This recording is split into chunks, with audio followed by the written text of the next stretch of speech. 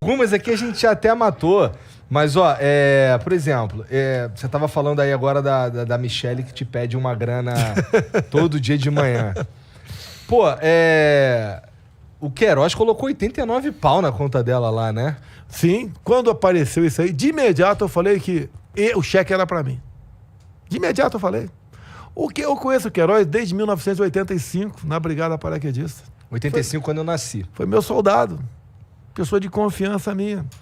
Pagava a conta minha. Daí tu emprestou uma grana pra ele. Emprestei pra ele, é comum. Tinha toda a liberdade. Pagou em cheque pra mim, certo? E eu peguei e botei na conta da Michelle. Botei na conta dela. Me arrependo por ter botado na minha conta, porque ela sofreu com isso aí. Sim. Então o dinheiro foi pra mim. Ponto final. Esse dinheiro aí, esses 89... Foi ao longo de 10 anos isso aí. Ser dividido dá menos de um salário mínimo por mês. Eu falar em propina de um salário mínimo por mês, isso chamou minha atenção mesmo, porque era uma quantia relativamente baixa para uma pessoa se sujar. Sim. Parece uma mas é que tem todo o lance da... Não tem como... Pode falar, fica à vontade. Não, tem todo o lance das rachadinhas lá que o Flávio... Esse é um assunto do Flávio. É um assunto do Flávio. Eu não vou falar que filho de ninguém é assunto do Flávio. Eu respondo pelos meus atos. O Flávio responde pelos deles. Mas assim, o senhor age ou agiu, de certa forma, para dar uma ajudinha ali pro Flávio? Eu não tenho influência em poder nenhum. O lance lá do Moro não foi uma parada meio para ajudar o Flávio? De trocar o chefe da polícia? Olha, é privativo minha a indicação do chefe da polícia. Eu dei para o Moro indicar. Se você pegar a atuação da PF com o Moro e depois com o André Mendonça, agora com o Anderson, aumentou em muito as ações da Polícia Federal. Tá?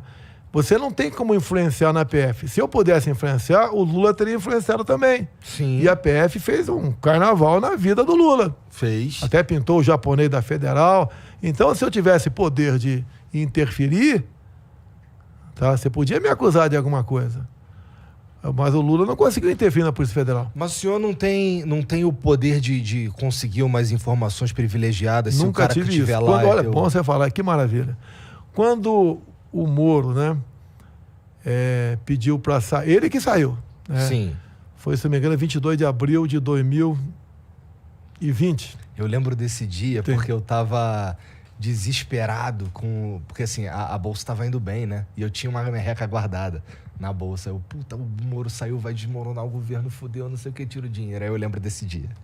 Então ele falou ali, naquela coletiva dele, que na sessão secreta, não era sessão secreta, é sessão reservada com o ministro. Não for fazer uma sessão com 40 pessoas, ministro, alguns auxiliares, não tem nada de secreto com 40 pessoas.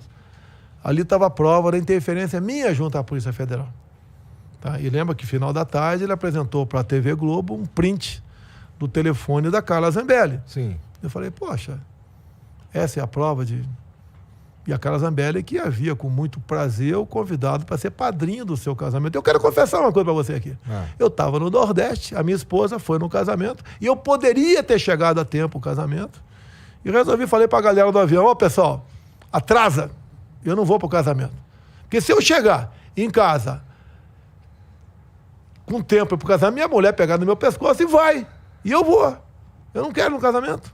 Eu posso contar por quê para você até. E acabei não indo no casamento. Ah, por quê? Tá, vou contar por quê, tá certo? Começou no início do Moro lá atrás. Bem, então, sessão secreta. E daí, o que é? O pendrive da sessão, tá? Fica comigo. Eu sempre pegava aquele pendrive, pegava os melhores... Como você pega os melhores momentos aqui e difunde o teu programa, mostra um furo, um negócio qualquer. E daí o ministro Celso de Mello, decisão dele, que eu tinha que mostrar a sessão secreta. Eu não tinha que mostrar. É uma arbitrariedade, é uma reunião de ministro, não é uma sessão do Congresso ou de uma Câmara Municipal que foi gravado e o presidente tem que mostrar. Eu, a contragosto, mostrei. Entreguei a fita para o Celso de Mello. E daí, poucos dias depois, ele divulgou a fita. Tanto é que a imprensa pegava a fita e botava na tela. Daí pareceu palavrão pra caramba. 29 palavrões, né? Agora, em nenhum momento tinha uma interferência minha na Polícia Federal. Eu falei, a minha segurança no Rio de Janeiro é assim, assim, assim, assim. Eu vou trocar a minha segurança. O Moro saiu na metade da reunião. Ele achava que ao não responder, ele fala, tá vendo? Não entregou a fita porque teve interferência. E se eu interferisse, eu acho que ia falar numa sessão, seja qual for? Você não tem como intervir. Você é surpreendido pela Polícia Federal o tempo todo. Tem um lado bom e tem um lado que se extrapola um pouco. O Moro fala que essa troca de gestão, ela tem a ver com a possibilidade de colher informações da PF. Ele fala, mas não prova nada, meu Deus do céu. Vamos lá, como é que começou o fim da lua de mel? Imagine na lua de mel você separar da tua esposa, né? Ou teu esposo. Uhum. Tá? Fica à vontade aí. Tá? Não discrimina ninguém. Tá. Essa barba aí não quer dizer nada pra mim. Tá? Então você pode ver. O que aconteceu quando me elegi em 2018?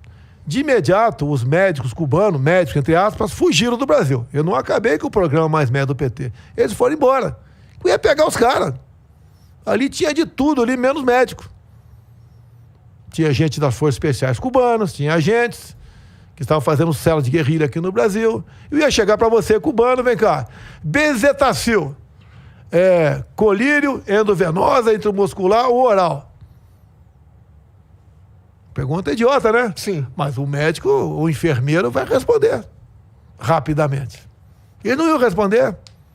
Mas não tentei durante... Você tinha essa informação que tinha os caras fazendo célula de guerrilha aqui? Você pode ver. Os médicos cubanos aqui, além da rachadona, que 80% do salário ficava com Fidel Castro, né? Tá? Por exemplo, você mora nessa rua aqui, tem uma festa de aniversário na outra rua. O sistema, os cubanos, não deixavam o pessoal que vigiava ele ir na festa. Ele tinha que ficar confinado em casa. Risco. Retaliação na família em Cuba. Que veio uma coisa que o ministro da Saúde disse, quando estava discutindo a medida provisória dos mais médicos, se algum cubano pedir asilo, vai ser deportado, como foram os 2 boxeadores. E a imprensa se calou. Eu tentei emendar o projeto lá para que o salário dos cubanos fosse depositado na conta em Banco do Brasil ou Caixa Econômica. Não consegui. Era uma forma de dar dinheiro para Cuba. E Cuba aqui dentro, com muitos deles formando célula de guerrilha aqui no Brasil. Cuba sempre exportou a guerrilha. Assim foi no tempo do MPLA, FNLA, a guerrilha de Angola. Sempre foi assim. Tá? E eu ia desbaratar isso aí. Tu lembra que a Dilma falou que os médicos eram bons apalpadores? O humilde do povo brasileiro, ele sendo bem tratado, ele fica feliz. Você não precisa manjar nada. Então o médico apalpava a barriga dos brasileiros com algum problema e ficavam satisfeitos. E certas receitas médicas, você pode ter acesso a médicos, guardar isso aí. Coisas absurdas. Imagina numa Covid o que seria feito aqui com esses cubanos. Bem, quando eu assumi, eles foram embora. Eu não mandei ninguém embora. Eu falei, quem ficar aqui eu dou asilo. Ficaram mais de 2.000. Estão todos no Brasil. Honrei minha palavra. E daí uma outra pessoa fugiu do Brasil também. Um tal de Cesare Battisti, que no último dia do governo Lula, 2010, ganhou o direito de ficar no Brasil. Que o Supremo Tribunal Federal falou, isso é competência tua, Poder Executivo, do presidente. Ele concede ou não asilo. Bem, o nosso querido Cesare Battisti, um terrorista, 4 execuções na Itália, tá? Pertenceu ao PAC, Proletários Armados pelo Comunismo, por isso o PAC lá atrás com esse nome. Para ninguém, quando falar em PAC, se fala em Programa de Aceleração do Crescimento. Então o Cesare Battisti fugiu. Bem, no início de janeiro, logo nos primeiros dias do meu governo, ele foi preso na Bolívia. O Evo Morales, então, prendeu o cara e ligou para mim. Tava eu, Moro, Ernesto Araújo, mais 2 ou 3 pessoas, conversando com Evo Morales. O Evo falou que... Já é uma coisa engraçada. Sim, até porque ele pertencia ao Folha de São Paulo. Mas o Evo Morales, naquele primeiro momento, não queria encrenca com o presidente que completa uma linha completamente diferente. Sabia que eu queria o fígado dele para entregar para a Itália. Sabia disso. Então a conversa ali. E o Moro insistindo para que o Cesare Battisti, antes de ir para a Itália, posasse na base aérea de Brasília. No primeiro momento, eu balancei. Mostrar um troféu, mas daí Papai do Céu me deu uma luz. Eu vou direto para a Itália. E onde é que eu acertei? Pode ser que eu esteja equivocado, mas a princípio. Quem foi o advogado do Cesare Battisti até 2010? Me responda aqui. Não faço ideia. Luiz Roberto Barroso. 2010. Eu já tive um arranca-rabo com ele na porta do Supremo Tribunal Federal. Eu tenho foto do Cesare Battisti na Papuda, quando estava preso aqui. Chico Alencar do lado dele. Suplicy do lado dele. Como um grande herói. Um cara que executou 4 pessoas, entre eles 2 policiais. Por isso o Lula é puto com policial. Tá? Bem, se o Battisti tivesse parado na base aérea de Brasília, onde estava em janeiro de 2019 Luiz Roberto Barroso? Me responda. No STF. Começou a entender a história? Com toda certeza, teria um oficial de justiça na base mandando desembarcar o Cesare Battisti. Eu começaria meu governo com a pata esquerda. Esse câncer dentro do Brasil. Problema com a Itália. Por questão de ego, era ego do Moro? Ou ele sabia que isso poderia acontecer? Ou era santo? Não sei. Graças a Deus, mandei ele para a Itália. Ia começar com pessimamente mal, desculpa aí o pleonasmo abusivo, o meu governo com um terrorista, que era um símbolo da esquerda. E quando o Cesare Battisti pousou na Itália, confessou os 4 crimes que o Barroso sempre disse que era um perseguido político. Entendi. Entendeu? Muito Quer a minha cadeira? Não, pode ficar com essa cadeira aí, tá maluco. Tá uma parada que eu dificilmente seria esse lance de ser presidente, ser político de uma forma geral. Bom, então deixa eu falar sobre uma outra coisa aqui. Bom, isso aqui a gente já falou também, sobre o lance daquela anistia lá. Mas, cara, esse sigilo de 100 anos aí também foi uma questão que a mídia te bateu bastante, né? Sim. Assim, esse sigilo, pelo que eu vi aqui, ele tem alguns assuntos como a presença do Pazuello na manifestação, o teu cartão de vacinação. Acho que são 4 casos, né, que você colocou esse sigilo. Coisa simples. Coisa assim. Mas o que acontece? Quando veio, então, eu pensei que fosse assim, tem um sigilo no cartão corporativo. Não é um decreto ditatorial meu. A lei me garante isso. O que a imprensa começou a perturbar?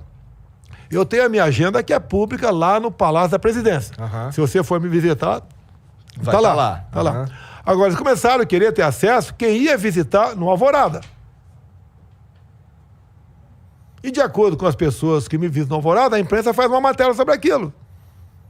E o que eu recebo na minha casa, eu não devo satisfação a ninguém. Você na tua casa não deve satisfação a ninguém. Então, o que nós decidimos? Como é garantido em lei, se não me engano, da lei do tempo da Dilma, não tenho certeza, não sei, lei lá antes de mim, que você possa garantir o sigilo em até 6 anos dessas pessoas que vão me visitar. Porque se eu hoje abrir, o João da Silva com a dona Mariazinha me visitaram. A semana que vem, vou abrir de novo. Eles fazem narrativas, fazem matéria em cima disso. Quantas vezes eu recebo lá, ministro da Defesa, comandante da Marinha, ministro tal, secretário tal, para tratar de que assunto? Nossa ida para a Rússia, por exemplo. Se vou no G20, eu não vou. Se vou na Cúpula das Américas, não vou. Se vou na posse do presidente do Chile, eu não vou. Entre outros assuntos confidenciais. E de acordo com as pessoas que vão lá, porque comigo eu só tenho foco, eu falo o seguinte, eu sei que tem gente que não vai gostar, corintiano não vai gostar aqui. Na hora do jogo do Palmeiras, eu só atendo o telefone da dona Michele de Paula, mais ninguém. Não atendo ninguém. Pode o Papa ligar que eu não atendo. Na hora do jogo do Palmeiras, é a única hora. Eu só tenho folga nessas horas. Agora, de acordo com a pessoa que vai lá em casa, de repente vai uma mulher bonita lá em casa com uma colega dela, eu recebo. Minha mulher não está sabendo, mas é bonita por acaso. Opa, ele recebeu aquele avião na casa dele, tratado do quê? A primeira dama estava presente, eu não estava. Começa a virar um inferno na minha vida. Então, esse sigilo é em função disso. A minha privacidade, como todo mundo tem. Cada um recebe quem bem entender na sua casa, não é satisfação para ninguém. Isso é democracia, isso é liberdade. Por que a imprensa quer saber quem eu recebi lá? Fazem matérias, quase toda parada agora, né? Quase toda semana demitiu um ministro. O Carlos França vai ser trocado. É um cara excepcional, que tratou da minha ida para conversar com o Putin na G20, Copa das Américas. É o cara que trata disso. Mas era interessante pro povo saber, por exemplo, quando o Joesley estava indo na residência oficial, não era? Teve uma gravação em cima daquilo. Aí teve uma gravação. Aí é outra história. E, pelo que parece, o próprio Joesley que gravou essa ida lá. E o Temer ficou cambaleante. Sim. Até que ele foi arquivado o processo dele.